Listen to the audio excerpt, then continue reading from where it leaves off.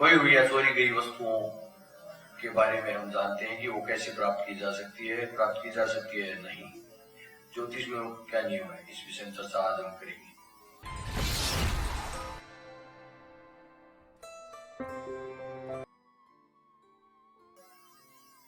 नमस्कार, एस्ट्रोपार्क में आपका स्वागत है। प्रिय दर्शकों, आपकी सेवा में उपस्थित स्वामी आत्मविश्वास महेश चंद्र पुरोहित। आज हम चर्चा कर रहे हैं खोई हुई, गुम हुई या चोरी गई वस्तुओं के बारे में कि कैसे पता लगाएं, ज्योतिष में क्या क्या नियम है। मिलेगी या नहीं मिलेगी, तो इसका उत्तर जो है नक्षत्रों के आधार पर भी दिया जा सकता है।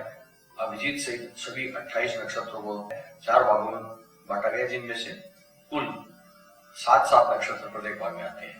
उनको अंध, मंद, मध्य और सुलोचन इनका नाम रखा गया है। कौन कौन से हैं? अंधलोचन नक्षत्र रेवती, रोहिणी, पुष्य, उत्तरा, फाल्गुनी, विशाखा, पूर्वाषाढ़ा और धनिष्ठा। मंदलोचन कौन से हैं? अश्विनी, मृगशिरा, अश्लेषा, हस्त, अनुराधा, उत्तराषाढ़ा, शतभिषा। मध्यलोचन नक्षत्र भरणी, आर्द्रा, मघा, चित्रा, ज्येष्ठा, अभिजीत और पूर्वा भाद्रपद। सुलोचन नक्षत्र कौन कौन से हैं? कृतिका, पुनर्वसु, पूर्वा फाल्गुनी, स्वाति, मूल, श्रवण और उत्तरा भाद्रपद। अब इनमें कोई भी वस्तु का पता कैसे चलता है, ये हम देखते हैं। यदि वस्तु को अंधलोचन में चुराया गया था या खो गई थी, तो उसे जल्द ही पूर्व दिशा में बरामद किया जा सकता है। यदि वस्तु मंदलोचन में खोई हुई है, तो दक्षिण दिशा में और 3-4 दिन के भीतर पुनः प्राप्त की जा सकती है।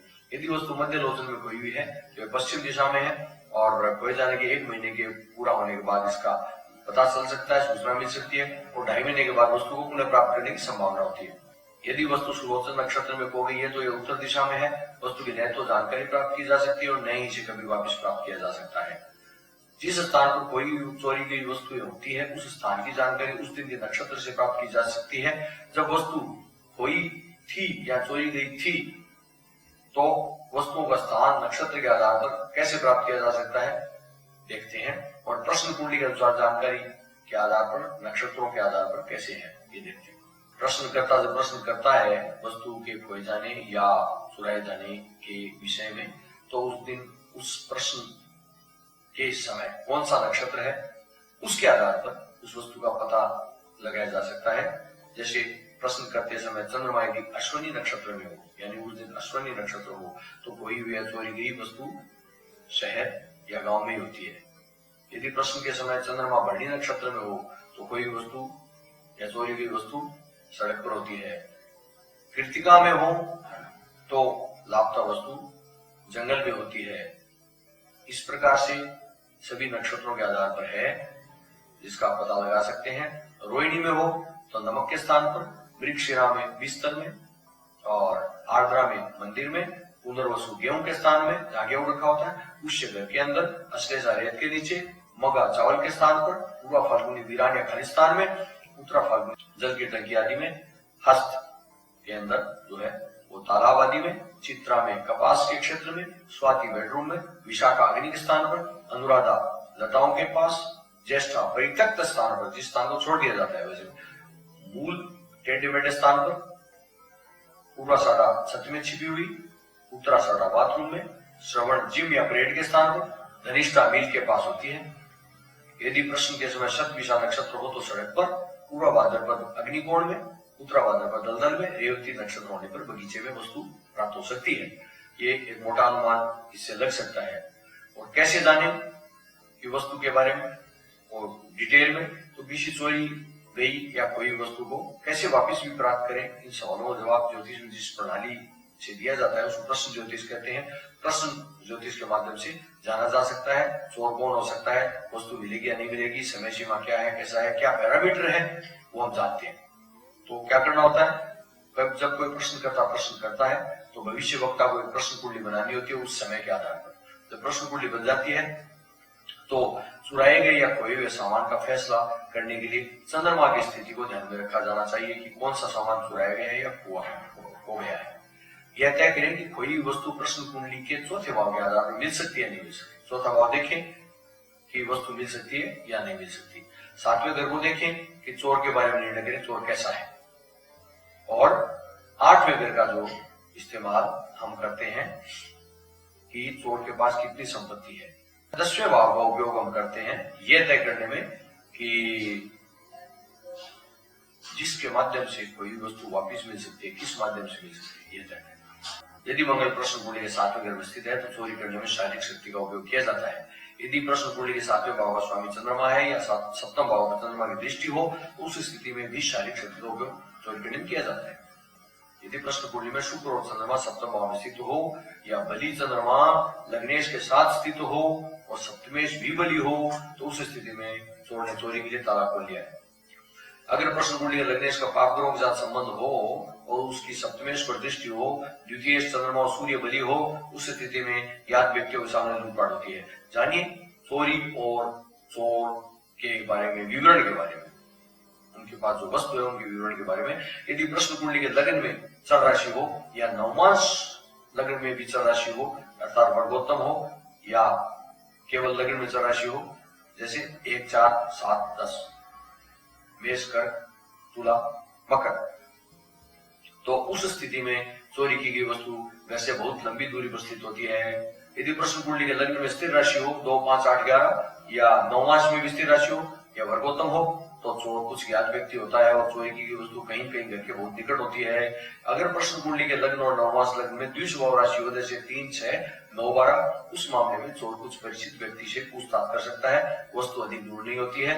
यदि प्रश्न लग्न या चंद्रमा शनि से दृष्ट हो या 7वें भाव में स्थित बुध पर शनि का प्रभाव हो तो उस स्थिति में चोर अभिमानी स्वभाव का होता है। यदि शनि प्रश्न कुंडली के 7वें घर में स्थित हो और बृहस्पति से भी प्रभावित हो तो चोर एक ज्ञात व्यक्ति होता है। यदि सप्तमेश पर पाप ग्रहों का प्रभाव हो तो चोर आदतन अपराधी होता है। यदि सप्तमेश पर मंगल की दृष्टि हो तो चोर पुलिस रिकॉर्ड में एक पुराना हिस्ट्री शीटर अपराधी होता है। जानिए चोर और चोरी की वस्तु के विवरण के बारे में।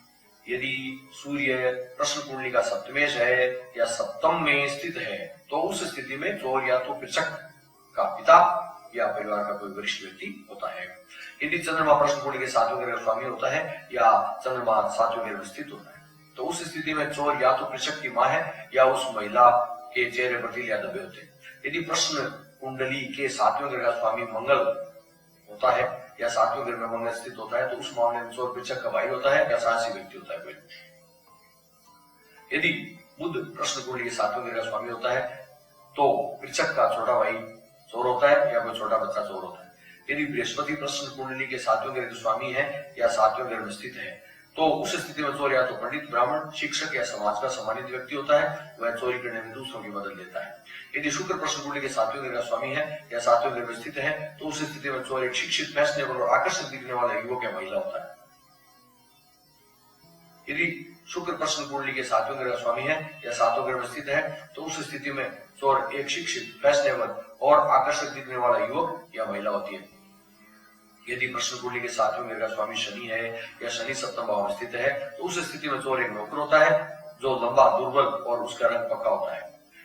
यदि राहु प्रश्न कुंडली के 7वें घर में स्थित है तो चोर पेशेवर होता है। यदि केतु प्रश्न कुंडली के 7वें घर में स्थित है तो भी चोर पेशेवर होता है, लेकिन चोर एक अच्छा योजनाकार होता है और उसे ट्रेस करना बहुत मुश्किल होता है। अब जानिए आप कि चोरी गई वस्तु के स्थान के बारे में कहां मिल सकती है। कई बार हम देखते हैं कि सामान की जगह हम किसी जगह रखकर भूल भी जाते हैं और हमें एहसास नहीं होता कि वस्तु को कहाँ छोड़ा है हमने, या चोरी भी हो जाती है। तो ऐसी स्थिति में कहाँ हो सकती है, प्रश्न कुंडली के 4थे घर से उसके बारे में जाना जा सकता है और 4थे घर में क्या कौन से ग्रह हैं उनका अध्ययन करना चाहिए। चतुर्थ भाव पर पड़ने वाले प्रभाव का अध्ययन करना चाहिए तो उस वस्तु के बारे में जाना जा सकता है।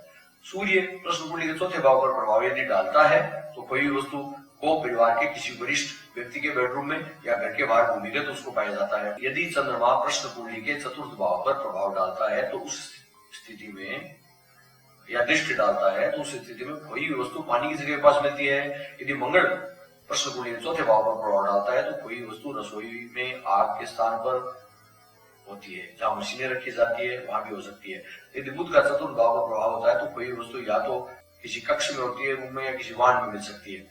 यदि बृहस्पति 4th भाव में स्थित है या प्रश्न कुंडली में 4th भाव पर उसकी दृष्टि है, प्रभाव है, तो उस स्थिति में कोई वस्तु बगीचे में या मंदिर में होती है।